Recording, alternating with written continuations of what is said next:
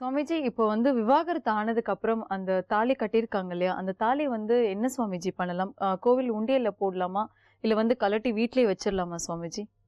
உங்களுக்கு திருமணம்ன்றது நல்ல இரு உள்ளங்கள் சேரக்கூடிய ஒரு விஷயம். ஒரு உள்ளத்தால நல்லா இணைஞ்சு ஒரு 6 மாசமோ, ஒரு 5 வருஷமோ, 10 வருஷமோ குடும்பம் நடத்திட்டோம். அந்த உள்ளங்கள் பிரியும் பொழுது, திருமங்கல்யம்ன்றது வெறும் ஜட பொருளாயிடும். எப்போ ஒரு அன்பு வந்து உடைஞ்சு போயிடுத்தோ, அதுக்கப்புறம் திருமங்கல்யத்துக்கு வெறும் மணி வேல்யூ தான். அது 2 கிராமா, 5 கிராமா தங்கத்தோட வேல்யூ தானே தவிர, எப்போ வந்து நீங்க "நட்ட கல்லும் பேசுமோ, நாதன் உள்ளிருக்கையில் சுட்ட சட்டி சட்டுவோம் கரிசுவை அறியுமா." நீங்க அத கடவுள்னு நெனச்சா தான் கல்லு கடவுளா காட்சி குடுக்கும். நீங்க அத கல்லுன்னு நெனச்சீங்கன்னா, கட்டாயம் உங்களுக்கு மரத்தில் மறைந்தது மாமத யானை.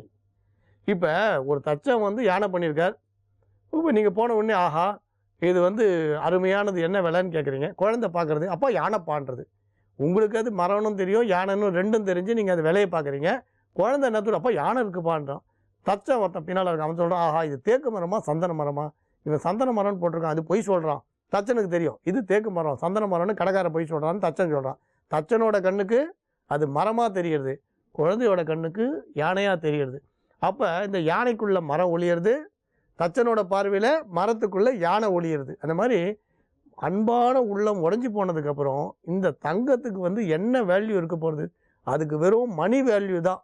வேற எந்த வேல்யூவும் கிடையாது. சரி, இப்ப சம்பிரதாயப்படி என்ன பண்ணலாம் அப்படின்னும்போது, பெரும்பாலும் பெண் வீட்டுக்காரா, பிள்ளை வீட்டுக்காரா போட்ட திருமங்கல்யத்த அவளே கேட்டு வாங்கிட்டு போயிடுவா. இல்ல காம்பன்சேஷன் குடுக்குறோம், எங்களுக்கு இது தேவையில்லைன்னு சொல்றவாளும் உண்டு.